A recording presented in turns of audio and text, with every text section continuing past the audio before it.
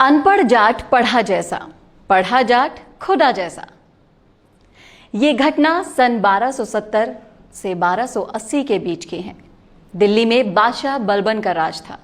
उसके दरबार में एक अमीर दरबारी था जिसके 3 बेटे थे। उसके पास 19 घोड़े भी थे। मरने से पहले वो वसीयत लिख गया कि इन घोड़ों का आधा हिस्सा बड़े बेटे को, चौथाई हिस्सा मंझले को और 5वां हिस्सा सबसे छोटे बेटे को बांट दिया जाए।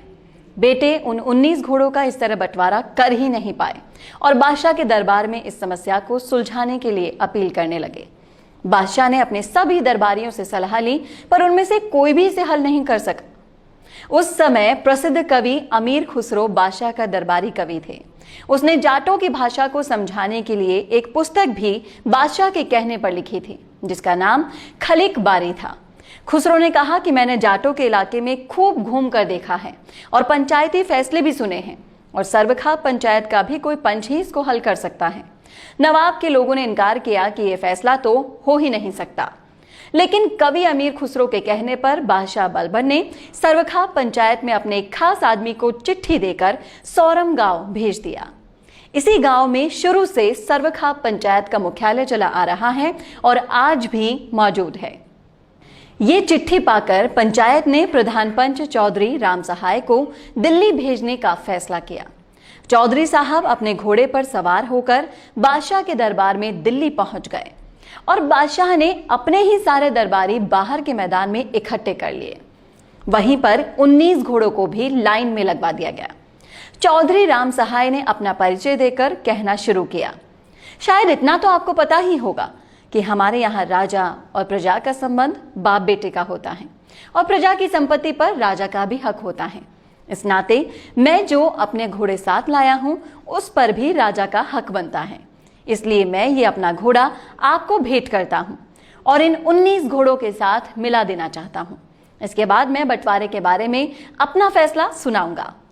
बादशाह बलबन ने इसकी इजाजत दे दी और चौधरी साहब ने अपना घोड़ा उन 19 घोड़ों वाली कतार के आखिर में बांध दिया।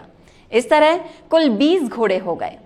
अब चौधरी ने उन घोड़ों का बंटवारा इस तरह कर दिया, आधा हिस्सा यानी कि 10 घोड़े उस अमीर के बड़े बेटे को दे दिए, चौथाई हिस्सा यानी कि 5 घोड़े मंझले बेटे को दे दिए, 5वां हिस्सा यानी कि 4 घोड़े छोटे बेटे को दे दिए।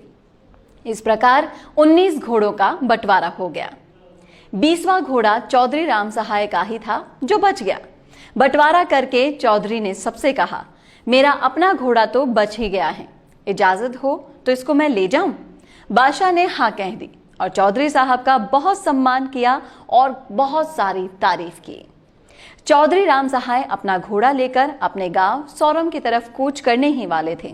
तभी वहां पर मौजूद कई हजार दर्शक इस पंच के फैसले से गदगद होकर नाचने लगे और कवि अमीर खुसरो ने जोर से कहा, अनपढ़ जाट पढ़ा जैसा, पढ़ा जाट खुदा जैसा। सारी भीड़ इसी कहावत को दोहराने लगी। तभी से यह कहावत हरियाणा, पंजाब, राजस्थान और उत्तर प्रदेश और दूसरी जगहों पर फैल गई। यहाँ ये बताना भी जरूरी है कि 19 घोड़ों के बंटवारे के समय विदेशी यात्री और इतिहासकार इब्न बतूत भी वहीं दिल्ली दरबार में मौजूद थे और ये वृतांत सर्वखा पंचायत के अभिलेखागार में भी मौजूद हैं। तो दोस्तों, ये है जाटों का इतिहास। कैसा लगा आपको? हमें कमेंट बॉक्स में कमेंट करके जरूर बताएं।